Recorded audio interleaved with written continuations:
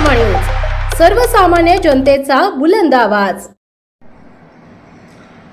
आज नवापूर तालुक्यातील काही पदाधिकाऱ्यांनी राष्ट्रवादी काँग्रेस पार्टीचा सदस्यत्वाचा राजीनामा दिला आहे। त्यांनी हा जो स्वेच्छेने राजीनामा दिला आहे त्याचा मी स्वीकार करतो।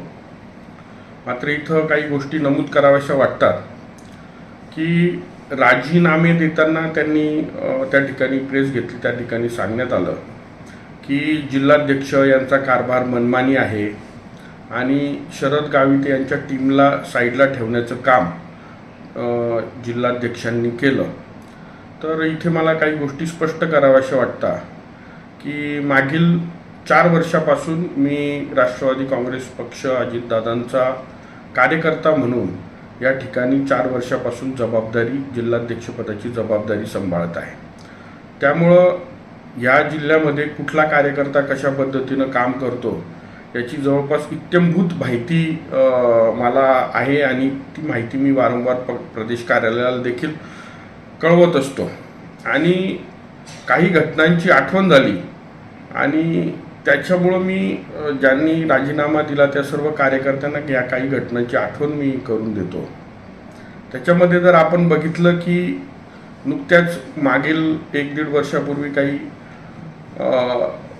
ग्रामपंचायती झाल्या होत्या नवापूरमध्ये आणि नवापूरमध्ये सर्वाधिक ग्रामपंचायती या भाजपने जिंकल्या अशा पद्धतीचे सर्वच लोकल न्यूज चॅनलला पेपरांना जाहीर करण्यात आलं। आता ह्या ज्या भाजपला त्या ठिकाणी ग्रामपंचायती मिळाल्या त्या कोणाच्या नेतृत्वात मिळाल्या हा एक प्रश्न त्या ठिकाणी उपस्थित राहतो। आणि ह्याच कार्यकर्त्यांनी त्यावेळेस ज्या काही ग्रामपंचायती निवडून आणल्या त्या ग्रामपंचायती भाजपला देण्याचं किंवा ते भाजपच्याच ग्रामपंचायती आहे अशा प्रकारचं एक बाईटसुद्धा दिल्या, सांगितलंसुद्धा आणि त्याच पद्धतीनं त्यांनी त्या ठिकाणी प्रचार देखील केलेला आहे।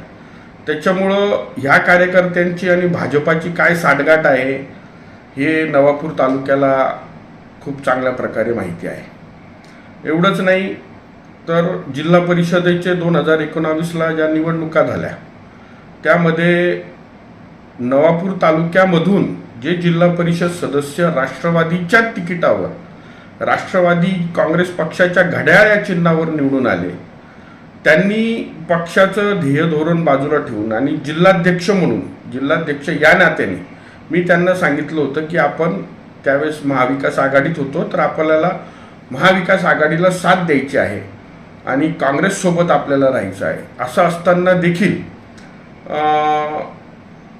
हे जे तिघही जिल्हा परिषद सदस्य होते यांनी शेवटी कोणाच्या नेतृत्वामध्ये भाजपला मदत केली हे ते तिघही सदस्य चांगल्या प्रकारे सांगू शकतील।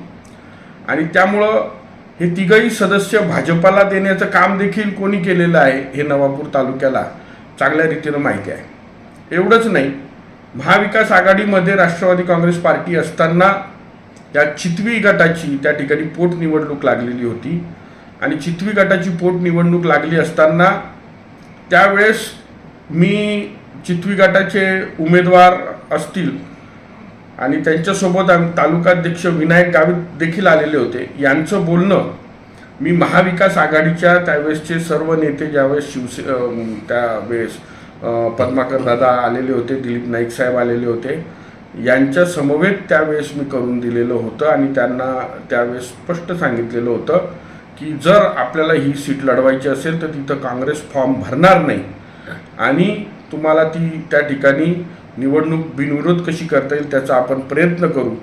आणि चितवी गटामध्ये देखील जयंत पाटील साहेबांचं देखील मी त्यावेळेस बोलणं करून देण्याचा प्रयत्न केला, बोलणं देखील झालं आणि महाविकास आघाडीच्या वर शब्द ठेवून त्यावेळेस काँग्रेसचे त्यावेळेसचे आमदार शिरीष नाईक यांनी त्या ठिकाणी उमेदवार दिला नाही। आणि असं असताना ठीक आहे, एका पक्ष उमेदवार तिथं उभा राहिला म्हणून ती निवडणूक लागली, मात्र जवळपास ही निवडणूक बिनविरोध झालेली ही निवडणूक असताना महाविकास आघाडीच्या पाठीत खंजीर खुपसण्याचं काम कोणी केलं? तो जो निवडलेला त्या ठिकाणी उमेदवार होता त्या उमेदवाराला जयंत पाटील साहेबांकडं त्याचं स्वागत करण्याकरता त्याला नेण्यात आलं आणि तिथून आल्यानंतर त्यांनी त्याचा सर्व पाठिंबा हा भाजपला देण्याचं काम त्या ठिकाणी करण्यात आलेलं होतं. मग आपण सांगा की माझं लक्ष नाही आहे का नवापूर तालुक्याला? हे सर्व मी उघड्या डोळ्यांनी मागच्या 4 वर्षापासून बघत आहे. मी वारंवार माझी नाराजी सर्व तालुकाध्यक्ष असतील, शहराध्यक्ष असतील, जिल्ह्याच्या कार्यकारिणीवर अनेकशी पदाधिकारी असतील यांना मी बोलून दाखवलेली आहे. त्यांना देखील याची पूर्ण कल्पना आहे. आणि मग मला प्रश्न विचारतं की शरद गावित यांच्या टीमला साईडला ठेवण्याचं काम जिल्हाध्यक्षांनी केलं. तुम्ही स्वतःच मान्य करता आहेत की तुम्ही शरद गावितांची टीम आहेत आणि शरद गावित ही भाजपाची टीम आहे असं मला आज तरी वाटतं आहे. तर असं असताना मी कशा पद्धतीनं जर एक संविधानिक पदांवर निवडून येणाऱ्या लोकांचं जर पळवापळवी होत असेल तर कशा पद्धतीनं तिकिटाचा विश्वास त्या ठिकाणी आम्ही ठेवायचा हा देखील एक मोठा प्रश्न इथं उपस्थित राहतो. शेवटी मी अजितदादांचा कार्यकर्ता आहे, त्यामुळं कुठेही पक्ष फसणार नाही याची काळजी घेण्याचं काम मी करत असतो. शरददादांच्या टीमला बाजूला ठेवलं असं सांगत असताना त्या सर्व कार्यकर्त्यांना मी विचारू इच्छितो की यापूर्वी शरददादांनी कधी राष्ट्रवादी काँग्रेस पक्षाचे सर्व आदरणीय अजितदादांचे फोटो त्यांच्या बॅनरवर कधी घेतले का या 4 वर्षात? किंवा ते कधी अजितदादांना भेटले का? खुद्द अजितदादा 2 वेळा ह्या नंदुरबार जिल्ह्यामध्ये कार्यकर्ता मेळाव्यासाठी या मागील 2 वर्षात येऊन गेले आणि तिथं येऊन त्यांनी इथं कार्यकर्ते मेळावे घेतले. तुम्ही अजितदादांच्या भेटीला सुद्धा आलेले नाही. पालकमंत्री महोदय राष्ट्रवादी काँग्रेस पक्षाचे आहेत आणि हे पक्षाचे पालकमंत्री आदरणीय नामदार अनिलदादा भाईदास पाटील हे तर वारंवार महिन्याला 1 चक्कर कमीत कमी त्यांची या नंदुरबार जिल्ह्यात होत होती. असे असंख्य वेळा आलेले असताना आपण राष्ट्रवादीचा एक कार्यकर्ता म्हणून किंवा आपल्याला राष्ट्रवादीकडनं तिकीट पाहिजे म्हणून आपण कधी आलात का हा देखील एक प्रश्न या ठिकाणी विचारायचा आहे. त्यामुळं जर आपण बघितलं की हे सर्व गोष्टी ह्या जे काही कार्यकर्ते सांगतायत याच्यामध्ये कुठलंही तथ्य नाही. मला एकच नमूद करावं असं वाटतं, निश्चित त्यांनी राजीनामे दिले तर खऱ्या अर्थानं मी त्यांच्या राजीनाम्यांचा स्वीकार करतो आणि खुल्या मनानं स्वीकार करतो आणि ते देखील आपल्या परीनं राजकारण करायला आज ते मोकळे आहेत. पूर्वी ते आपल्या मनानेच राजकारण करत होते नवापूर तालुक्यात. मात्र ह्या व्हिडिओच्या माध्यमातून मी सगळ्यांना सांगतो की पक्ष हा कोणाच्या दावणीला बांधलेला नसतो. पक्ष हा त्या माध्यमातून आपलं काम करत असतो. कार्यकर्त्यांना मोठं करणं, कार्यकर्त्यांना वाढवणं हे पक्षाचं काम आहे. मात्र तेवढंच प्रेम देणं हे कार्यकर्त्यांचं देखील काम असतं. त्याच्यामुळं कार्यकर्त्यांनी देखील आपण किती या पक्षावर प्रेम केलं याची स्वतः आत्मचिंतन करावं एवढंच मी म्हणतो.